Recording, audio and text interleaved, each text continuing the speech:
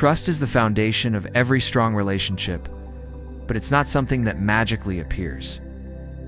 It's not built in a single moment or fixed by a single apology. Trust is built slowly, over time, through actions that feel safe, consistent, and real. And here's the truth. Trust isn't just about what they do. It's about how you show up. It's about being honest even when it's uncomfortable. Staying grounded even when you're triggered, and choosing to repair instead of retreat. When things get tough, the biggest mistake most people make is waiting for trust to just happen. They hope time will heal it, or that love alone is enough. But trust is something you have to create intentionally through how you speak, how you show up, and how you respond when it matters most. In this video, we'll break down exactly how to do that, step by step, without losing your own voice in the process. Let's begin. Part 1. Keep your word. Small promises matter most. It's easy to think trust comes from grand gestures, the big apologies, the emotional declarations, the "I'll never hurt you again" moments. But the truth is, trust isn't built in those dramatic scenes. It's built in the tiny, quiet choices you make every single day. When you say you'll call, and then you do. When you promise to handle something and actually follow through. Those little things matter more than you think. Because each one says you can count on me. And when those small promises are broken, when you forget, dismiss, or brush them off, it chips away at that sense of safety. Even if you didn't mean to, it sends a message. Maybe I can't fully rely on you. And once that pattern repeats, doubt creeps in. Keeping your word is not about perfection. It's about effort and awareness. If you know you can't commit to something, be honest up front. Don't make promises just to make someone feel better in the moment. Say what you mean and mean what you say. And if you do drop the ball, own it. Don't cover it up with excuses. Say, "I know I said I would, and I didn't. That's on me." That level of accountability goes a long way, shows maturity. It rebuilds confidence faster than a defensive reaction ever could. People trust those who show up not just when it's convenient, but when it counts. The more someone sees you following through on the little things, the more they begin to relax. And in a relationship, that sense of ease of not having to constantly worry if something will fall apart is priceless. So if you want to build or rebuild trust, don't start with promises. Start with your habits. Start with the things you said you'd do even if no one's keeping score. Because that's what real trust is built on, not big words, but consistent everyday proof that you're reliable. Part 2. Don't overshare. Build trust. Don't chase it. One of the most common mistakes people make when trying to build trust is this. They think the more they reveal, the faster trust will form. So they open up quickly. They share everything. Childhood trauma, old heartbreaks, insecurities, doubts, all in an attempt to feel close, fast, and sure. Vulnerability is important. It matters. But here's the thing. Vulnerability isn't the same as oversharing. Trust isn't something you can rush by, emotionally unloading everything at once. In fact, when someone overshares too quickly, it can feel overwhelming. It can feel like they're trying to force a connection rather than let it grow naturally. It's not your deepest wounds that build trust. It's how you handle yourself. It's whether you can listen without dominating the conversation, whether you ask questions, respect boundaries, and know when to pause. That creates a sense of safety. That shows the other person you're not trying to make this relationship about you. You're here to build something together. The truth is, people don't trust you more because you shared a painful story. They trust you more when they see that you're emotionally aware, that you're steady, that you know how to hold space, both for them and for yourself. Sometimes oversharing is actually a sign of anxiety. It says, "I'm not sure if I'm enough as I am, so let me prove I'm real by giving you everything all at once." But relationships need room to breathe. They need space to unfold over time. Trust that's rushed usually crumbles because it was never rooted in balance to begin with. You don't need to tell someone every detail of your past to earn their trust. You just need to be real, consistent, and respectful of the pace. Let the connection deepen with time. Let your openness feel earned, not desperate. So before you spill something deeply personal, Ask yourself, why am I sharing this right now? Is it to feel understood, or is it to feel safe? If it's the second one, pause. Build safety within yourself first. Then speak from a place of strength, not urgency. Trust is built in layers. And the strongest layers come from sharing with intention, not from dumping everything in hopes someone else will hold it all for you. Let them discover you over time. Let your story unfold naturally. Let trust be something that grows from how you live, not just what you reveal. Part 3. Be consistent, not perfect. A lot of people think the key to trust is being flawless, never messing up, always saying the right thing, always being calm, always doing everything exactly right. But here's the truth. People don't need you to be perfect. They need you to be consistent, because perfection is fake. It's exhausting. It's usually a mask we wear to avoid being judged. But consistency, that's real, stable. It builds trust naturally, because it gives the other person something solid to rely on. Think about it. Would you rather be with someone who gets everything right, but only some of the time? Or someone who shows up honestly, clearly, and steadily, even if they're not perfect? Trust grows when you show up the same way today, tomorrow, and next week. When your moods don't swing wildly depending on the day, and your communication doesn't change depending on your emotions, when you say what you mean, and you mean it even after the moment passes, it's okay to have bad days. Off. To mess up. That's part of being human.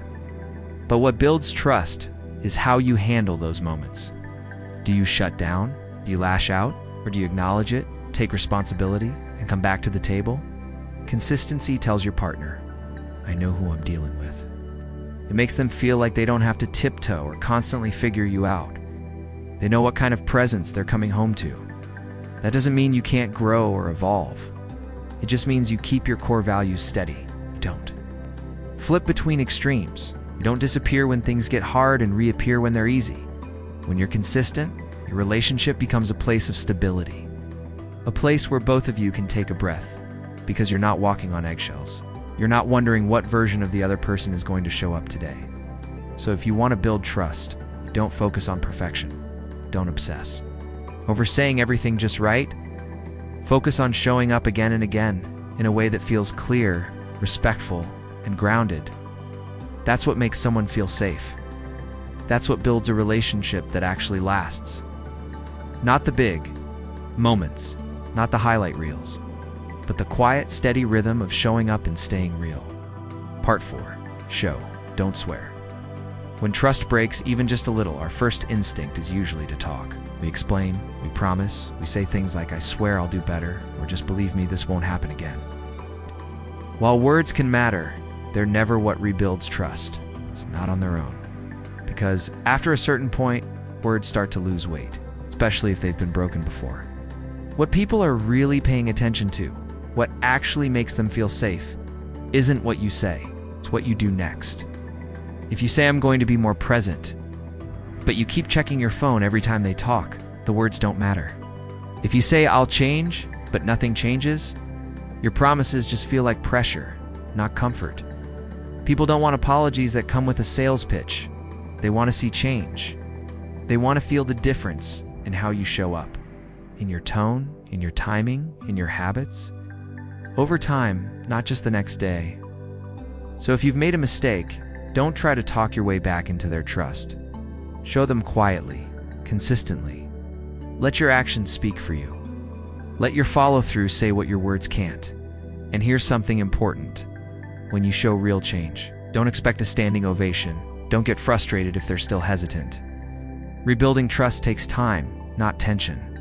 It's not about convincing them to feel safe again. It's about creating enough safety that they start to feel it on their own. And if you're not rebuilding, but just maintaining trust, the same rule applies. But don't rely on declarations. Rely on your behavior. Don't say you can trust me. Show them through how you live. Because real trust isn't built in a single conversation. It's built in hundreds of moments where you show up when it's hard, follow through when it's boring, and stay kind even when you're upset. So keep the promises you make. If you can't keep one, don't make it. Let your love Be something they feel, not something you have to keep proving with empty words. Because in the end, trust isn't built by swearing it's there. It's built by showing up like someone who deserves it. Part 5. Create emotional safety, not control. One of the most powerful things you can give someone in a relationship isn't love, or attention, or even time. It's emotional safety. That feeling of I can be myself here, I can breathe, I can speak without being judged. I don't have to walk on eggshells. But here's the mistake so many people make. Instead of creating emotional safety, they start trying to create emotional control. They start managing every little thing, their partner's tone, their timing, their texting habits, their silences. Not because they're manipulative, but because they're scared. And fear disguised as control always ends up pushing people away. We think that if we know everything, if we're hyper-aware, hyper-involved, always checking, always questioning, we'll feel safer. But that kind of control doesn't build trust. It creates anxiety. It makes your partner feel like they're being watched, not loved. Like they have to perform just to avoid triggering your fear. Real emotional safety doesn't mean everything always feels good. It means things feel real. It means your partner knows they can be honest, even when it's uncomfortable, and you won't explode, punish, or shut down. It also means you're not using guilt, pressure, or emotional reactions to try and keep the relationship stable. You're letting it breathe. You're letting both people feel free, not trapped.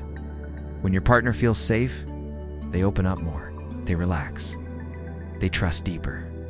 Because safety tells them, you don't have to be perfect to be loved here. That's what makes intimacy possible. So, if you want to build trust, ask yourself, am I responding or am I reacting? Am I creating space for honest communication, or am I managing their behavior to calm my own anxiety? Control feels powerful in the moment, but it kills connection. Over time, safety takes more patience, but it builds something real. Instead of asking, how can I get them to do what I need? Try asking, how can I make this a space where both of us feel respected, heard, and free? Because when emotional safety is present, trust grows naturally. You won't have to force it. You won't have to beg for it. It will just happen because both people can finally exhale, be themselves. Part 6. Apologize with integrity, not guilt trips. Apologies are supposed to bring people closer, to create repair, but too often they do the opposite. Not because we don't mean them, but because we don't know how to say them. We apologize with guilt. We apologize with pressure. We say, I'm sorry, and then immediately expect the other person to move on, forgive us, comfort us, make us feel better. When they don't, we get defensive. I already said sorry. What else do you want? But a real apology isn't about you. It's not about clearing your conscience or getting a reaction. It's about taking full ownership for the impact you had without trying to control how the other person feels about it. That means, no, I'm sorry, but no, I didn't mean to. No turning the apology into a speech about how hurt you are. It's simply, I did this. It hurt you. That matters to me. I take responsibility. I'm going to show up differently moving forward. That's what makes someone feel safe again. Not just the words, but the attitude behind them. A sincere apology is calm, grounded, and clear. It's not dramatic. It doesn't demand anything. It leaves space for the other person to feel however they feel. And here's the hard part. They might not forgive you right away. They might still need time, space, or boundaries. That doesn't mean your apology failed. That means they're human. And it's not your job to rush their healing so you can feel better. If you really care about them, if you really want to rebuild trust, then let the apology be about them, not you. Say it, mean it, and then prove it with your actions. And if they're still hurting, sit with that discomfort. Show up anyway. Let time and behavior speak louder than anything you could say. Because in the end, a great apology doesn't sound like much. It doesn't beg or plead or oversell. It simply owns the truth and then backs it up. That's what heals. That's what rebuilds trust. Not guilt, not grand speeches, just honesty and consistency. Asterisk Part 7. Build trust in yourself first. or you'll seek constant reassurance. If you don't trust yourself, you'll never feel fully secure in a relationship, no matter how loyal, loving, or consistent your partner is. And that's because when you don't feel grounded inside, you start looking outside for constant reassurance. You ask, "Do you still love me?" Not once in a while, but often. You overanalyze their tone, their silences, their texts. You interpret a late reply as rejection. You feel uneasy anytime something isn't spelled out clearly. It's not because you're needy, it's because you haven't built trust within you. And here's the truth: no partner can do that for you. Even if they reassure you every day, it won't land until you believe you're enough. Until you know that you are worthy of love, respect, and belonging, even when things feel uncertain. Because relationships will always have uncertainty. That's part of being human. People have moods, bad days, and moments where they pull back. And if your sense of worth depends on everything feeling perfect all the time, you live in a constant state of panic. That's why building internal trust is everything. It starts by noticing your patterns. Do you panic when you don't get immediate validation? You assume the worst when someone sets a boundary? You spiral from one unanswered text? And then, more importantly, you start reminding yourself, I can handle this. I can sit with discomfort. I don't need to jump to conclusions. I can trust myself to communicate, to self-soothe, to stay grounded. That's what stops the need for constant checking, chasing, or second-guessing. You stop needing your partner to constantly reassure you, because you've become someone who feels safe inside your own body. And the amazing thing is, when you do that, your relationship usually improves too. Your partner doesn't feel the pressure to fix your anxiety. You're no longer relying on them to calm every storm. The energy shifts from tension to trust, naturally. So if you're trying to build trust in a relationship, start by asking, do I trust me? Because when you do, everything else feels lighter. You stop needing proof. You stop fearing the unknown. You become the kind of person who can love deeply without losing your balance in the process. And that, more than anything else, is what makes a relationship strong.